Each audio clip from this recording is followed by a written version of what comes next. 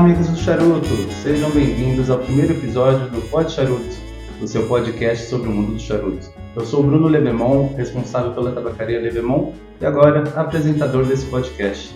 E eu estou muito feliz em estar recebendo aqui hoje César Adames. César, é um prazer recebê-lo aqui. Obrigado pelo convite, é um prazer estar aqui e espero que o pessoal goste aí do nosso bate-papo de hoje. Muito obrigado por ter vindo. Eu confesso que eu estou um pouco nervoso, né? Nós sempre que a gente está na frente de um dos maiores profissionais de charutos, né? Mas vamos lá. César, eu vou fazer algumas perguntas para você. Vamos fazer 15 minutinhos de intervalinho, depois mais 15 minutinhos, ok? Bem, primeira pergunta. César, quem é César Adames e como ele iniciou sua jornada no mundo dos charutos? Bom, eu comecei no mundo dos charutos em 1992, quando o então presidente do Brasil, na época, liberou as importações de produtos, e não só charutos, mas vinhos, carros. A gente estava saindo ali de um período de ditadura, governo militar, e a gente tinha uma restrição muito grande a produtos importados. Então, em 92, ele abriu as importações e eu fui trabalhar naquela que foi a primeira importadora de charutos cubanos aqui no Brasil, que chamava Havana Cigars. Então, eu era responsável pela parte de marketing e vendas da empresa, tá? Não fumava, e na época, literalmente, você não tinha nenhuma fonte de informação. Você tinha 2 livros publicados, um era do Zino Davidoff e o outro era do Alfred Dunhill. Então foi uma dificuldade muito grande aquele início. Aí, logo em seguida, passou 1 ano e pouco, 2 anos, montamos a Casa del Habano. Casa del Habano é uma franquia cubana e é uma loja exclusiva para venda só de charutos cubanos. E a loja de São Paulo foi a 4ª loja no mundo. Hoje estão mais de 170 lojas pelo planeta aí. E fiquei mais um tempo, ela ficava na Alameda Lorena, 1822, tá? E aí fui trabalhar com a revista Gula, que era então uma das principais revistas de gastronomia do Brasil, fazendo uma coluna sobre charutos, porque naquela época você não tinha ninguém escrevendo sobre o assunto.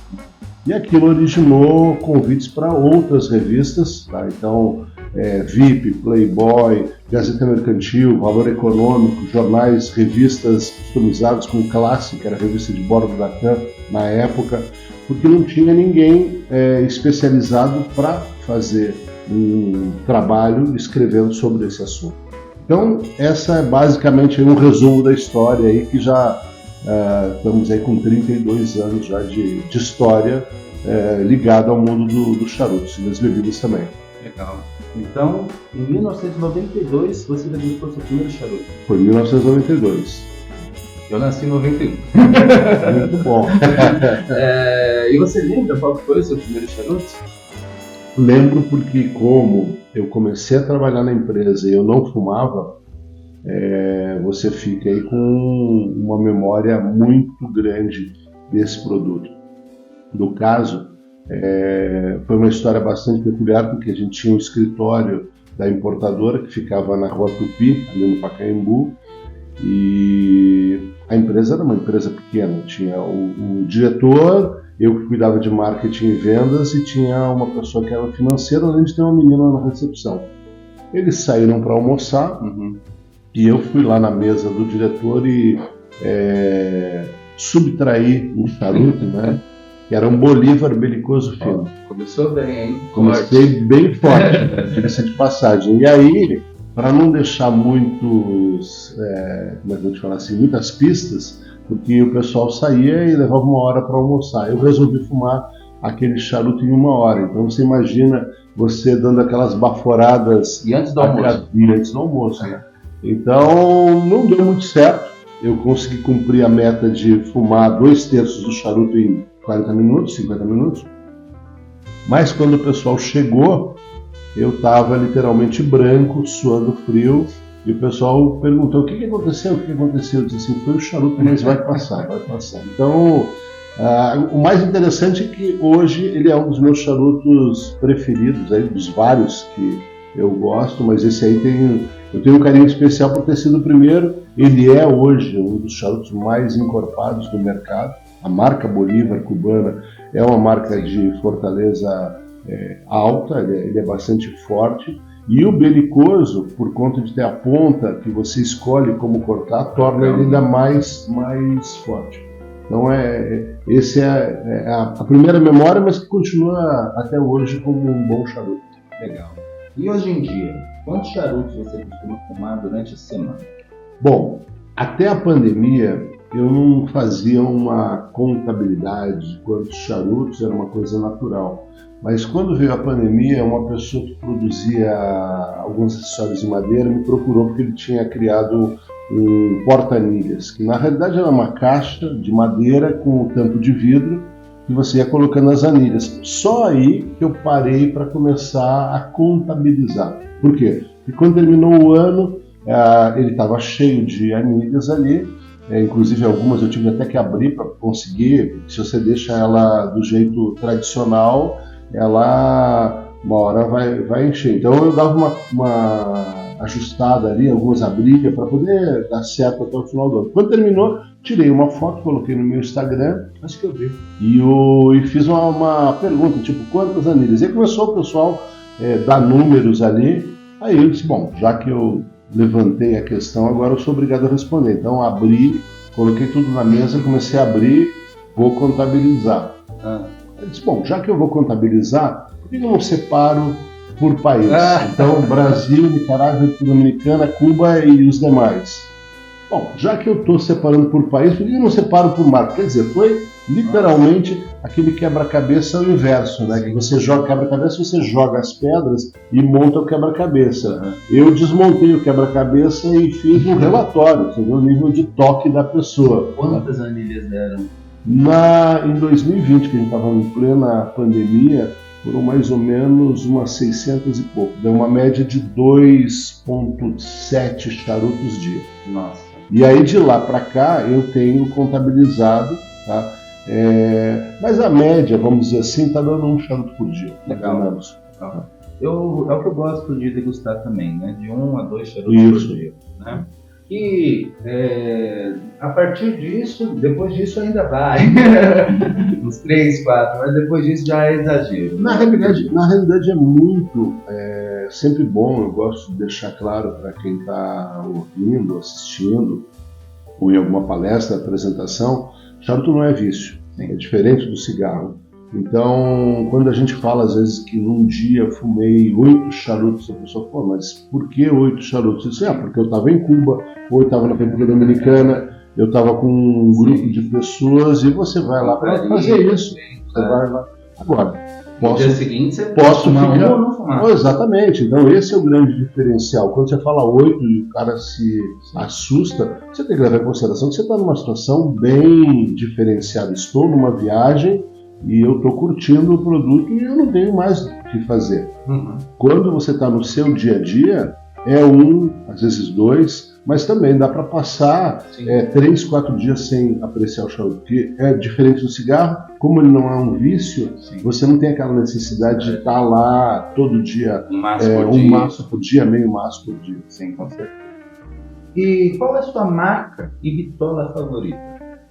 Marca eu prefiro declinar, porque são várias. Você tem várias marcas aí, toda hora estou degustando coisas diferentes e tudo mais, mas formato eu posso te falar que eu gosto de um formato como Corona Gorda, que agora o pessoal chama de touro, tá? Mas também o robusto. Então fica mais ou menos, para não cravar num formato único, vamos dizer que está entre robusto, o Corona Gorda / touro. Sim. É um formato que 6 por 60? um 50, aí também vai muito. Sim, do produtor. Varia muito de produtor, mas é um formato médio. Sim, então. Também as que eu prefiro. E me fala, qual é a tua escolha coringa para qualquer ocasião? Que charuto vai bem com qualquer harmonização, para qualquer evento? Aí depende muito, eu poderia repetir de novo como Corona Gorda ou o Robusto. Mas eu gosto muito do formato Petit Corona. O Petit Corona é um formato que a maioria do pessoal conhece e lembra como o Monte Cristo número 4. Sim, foi um dos charutos mais vendidos. Exatamente, e ele eu aprendi isso com algumas viagens que eu fiz e com alguns master blenders, que quando eles querem avaliar a qualidade de um charuto, eles vão para esse formato.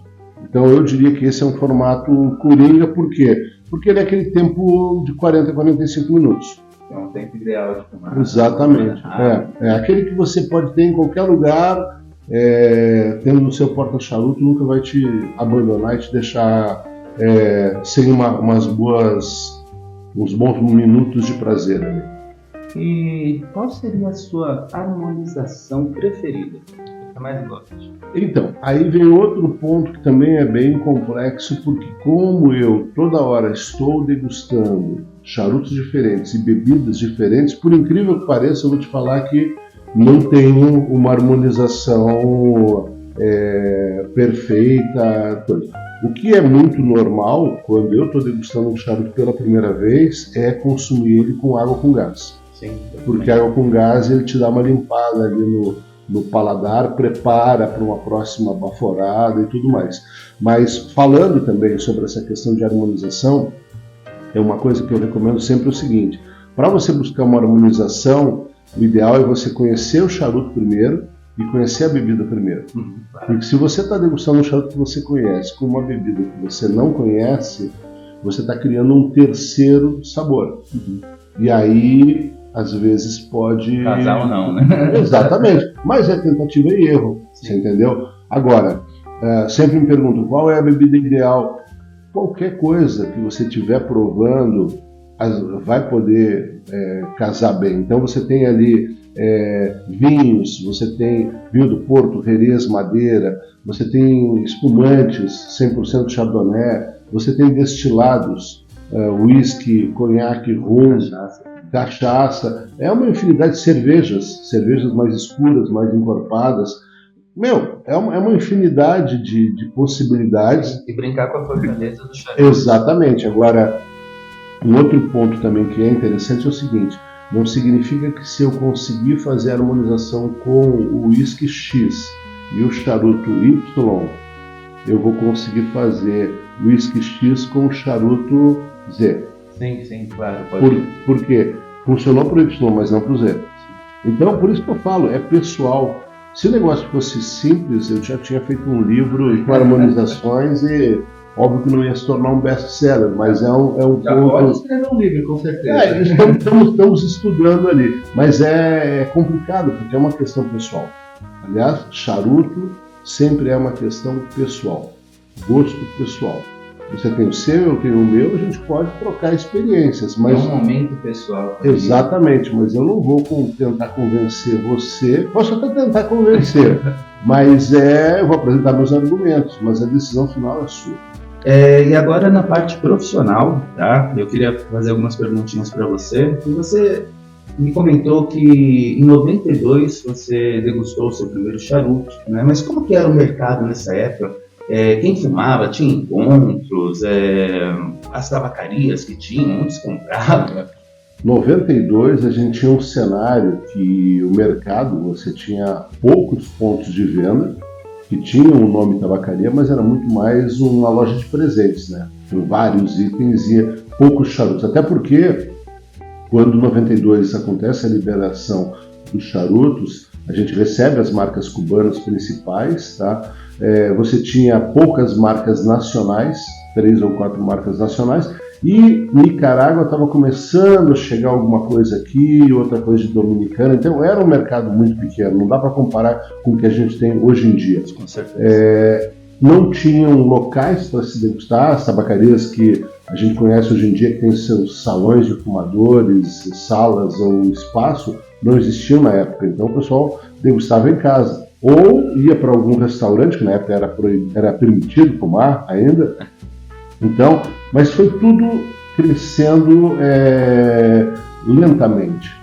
O que foi muito bacana, legal naquele momento, porque deu uma oportunidade grande de você conseguir absorver o conhecimento e o conteúdo. Como eu falei, na época não tinha internet, não tinha revista, eram 2 livros, depois uma profusão de livros surgiram aí, até porque você também tem um fato bastante interessante que no ano de 92, 93, surge a revista Cigarro Aficionado. E essa revista literalmente mudou o cenário global de charutos. Por quê? Ele trouxe o americano médio para um mercado de long filler, porque antes era só o charuto mecanizado. E isso, você sabe que aquilo que acontece nos Estados Unidos vira tendência global. E aí foi o grande crescimento global. Então, os Estados Unidos que refletiu aqui no Brasil. Então, eu tive a sorte de acompanhar tudo isso e foi um crescimento bastante interessante por conta de poder ter tempo de assimilar essa informação. Hoje você vê um monte de gente entrando no mercado, fazendo trabalho de comunicação, divulgação de charutos, mas tem que correr atrás do prejuízo, porque a quantidade de produtos que você tem no mercado é muito grande. Então, para você conseguir assimilar, custa um pouco mais. Sim.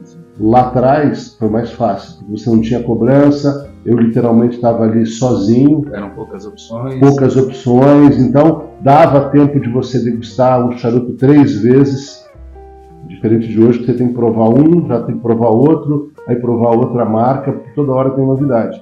Na época não tinha essa coisa de edição limitada, edição horóscopo chinês, ano do dragão, ano do dragão, etc. Então eu, como te falei, tive muita sorte de ter entrado no momento exato. Legal. E qual seria a sua recomendação para um iniciante que vai degustar o seu primeiro charuto? Bom, essa é uma pergunta que muita gente me faz e eu sempre procuro classificar ela nas seguintes posições. Em primeiro lugar, entre charuto nacional, República Dominicana, Nicarágua e cubano, minha dica é comece com o charuto nacional. Por quê? O nacional eu costumo brincar que ele é o BBB, não aquele programa que começa sempre no início de cada ano, mas ele é o bom de boca e de bolso. Ele é suave e tem um custo suave para o seu bolso também. Então, para quem vai começar, o nacional é o que eu indico sempre. Depois você vai experimentar um charuto da República Dominicana. Até um tempo atrás eu diria Nicarágua e Cuba.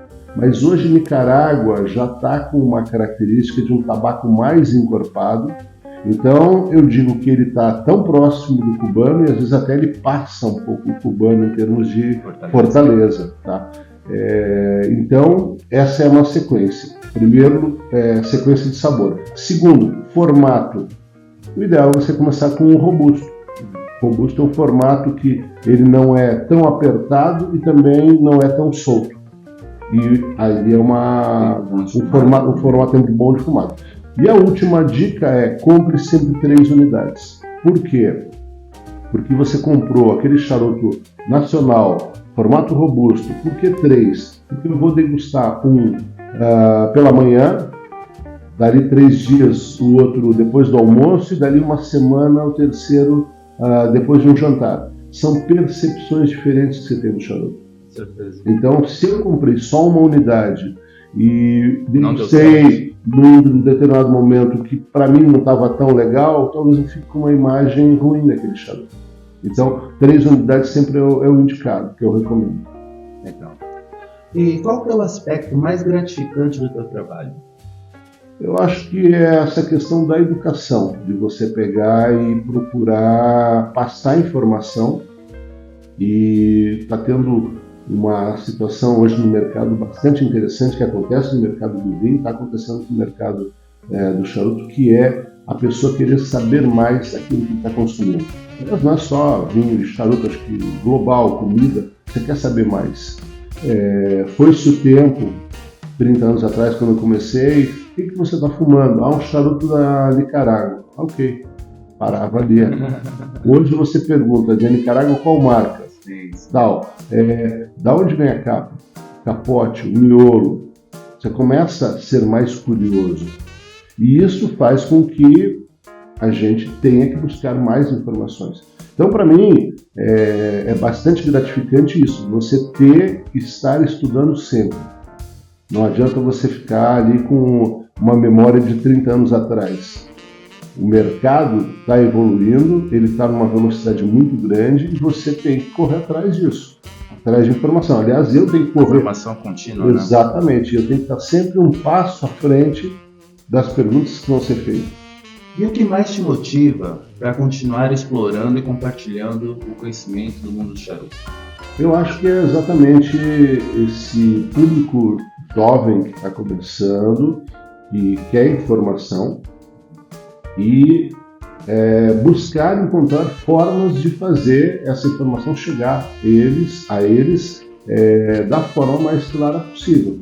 Então, você trabalhar buscando informação, como eu falei anteriormente, tá por dentro do que está acontecendo no mercado, a gente tem muitas novidades e tudo mais, e tentar dar uma opinião sem ficar literalmente com o rabo preso com marca X, Y, Z ou com o país de origem.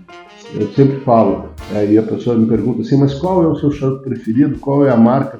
Eu sempre brinco que, para mim, a minha marca e formato preferido é o Próximo ou o de regalo, que é aquele de presente. Por quê? Você tem que estar no mundo das bebidas, a gente fala de litragem, né? De você consumir e aí ganha conhecimento degustando. No charuto, baforagem, não sei, não tem um nome para a gente brincar e fazer, mas é degustar e você tem opções. Eu acho que é fundamental isso. Quanto mais você degusta, mais você vai ganhar experiência. Eu conheço muita gente que entrou no mercado há 3 anos, você vai ver no umidor dele, ele tem 50 charutos. Mas desses 50 charutos ele tem ali pelo menos umas 15 ou 20 marcas. Ele tem 2 unidades de um charuto, 3 unidades do outro. Muito mais interessante do que comprar uma caixa fechada. Exatamente, e isso é fundamental porque você está treinando o teu paladar para determinar qual é o seu charuto preferido. E, de novo, sem ser redundante, mas não dá para dizer o seu charuto preferido. Sim. Porque aí eu vou buscar uma história, muito tempo atrás, 1992, 93, Zino Davidoff produzia seus charutos em Cuba. E aí ele resolve ir para a República Dominicana querendo produzir um produto para atender o mercado americano que não podia receber charuto cubano por conta do embargo. Aí fez o lançamento, eram 7 formatos diferentes, montou uma coletiva de imprensa e aí um jornalista especializado da área perguntou: seu Zino, eu estou vendo aqui que são 7 formatos, o blend, a mistura deles é a mesma, não é? É a mesma. Então por que você tem 7 formatos diferentes? E aí o Zino respondeu: porque existe um charuto para cada ocasião e uma ocasião para cada charuto. Então, aí a percepção muda, né? Exatamente. E eu tive a oportunidade, em 1995, quando estava nos Estados Unidos, na RTDA, que tem o Tobacco Dealer of America, que é uma feira de charutos só para lojistas, eu tive a oportunidade de entrevistar o Marvin Schenken, editor da Cigarra Aficionado. E aí eu perguntei para ele: Marvin, qual é o seu charuto preferido? Ele me respondeu: César, eu dirijo uma revista de charutos. Se eu te falar qual que é o meu preferido, eu vou perder 99% dos meus anúncios.